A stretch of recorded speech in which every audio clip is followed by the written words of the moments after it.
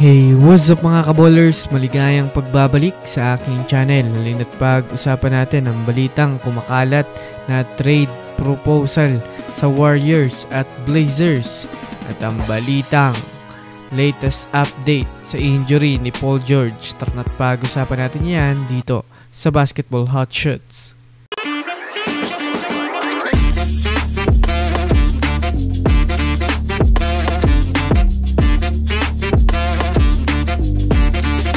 Una nga muna tayong dumako mga kaballers sa balita patungkol sa latest update sa injury ni Paul George. Well, alam naman nga po natin mga kaballers sa sobrang nakakakaba ang nangyari sa tuhod ni Paul George, lalo pat kakasimula pa lang nga po ng NBA preseason.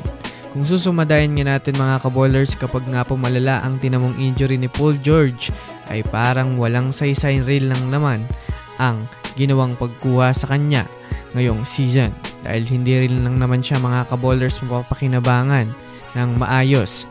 Sa pinakabagong balita nga po mga kaballers ngayon patungkol sa update sa kanyang injury ay masasabi nga natin mga kaballers na mayroong bad at good news.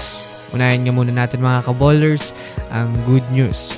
Wala nga pong fractured o anumang matinding tama ang kanyang mga buto. Ngunit ang bad news naman nga po mga kaballers ay nagtamo nga ang kanyang buto ng pagdurugo o bone bruise. Kaya naman maaaring matagalan nga po mga kaballers ang pagbabalik ni Paul George, lalo pat sasailalim nga siya sa matinding therapy mga kaballers.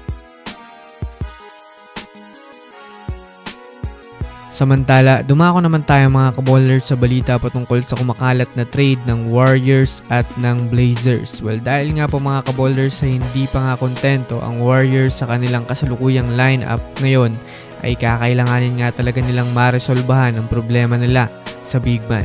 Sa katunayan nga niyan, mahina nga po ang kanilang players pagdating sa ilalim ng basket. Dahil kung makikita naman nga natin ang naging laro nila kahapon kontra sa Lakers, ay minamama lang nga talaga ni Anthony Davis ang kanilang ilalim.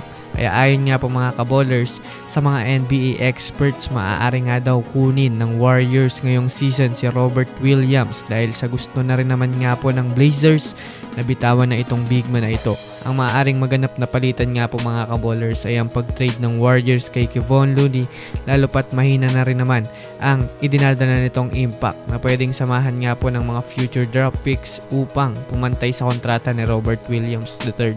Kaya labas mga Warriors fans, kung kayo nga ba mga kaballers ang tatanungin, sasang-ayon nga ba kayo sa center trade na ito? I-comment nyo na yan sa ibaba. So yun lamang mga kaballers, yun lang naman ang pag-uusapan natin ngayon. Pinutin na ang subscribe and hit nyo na rin ng notification bell para sa mga susunod na updates sa mundo ng basketball. Again, this is Basketball Hot Shots. Thanks for watching.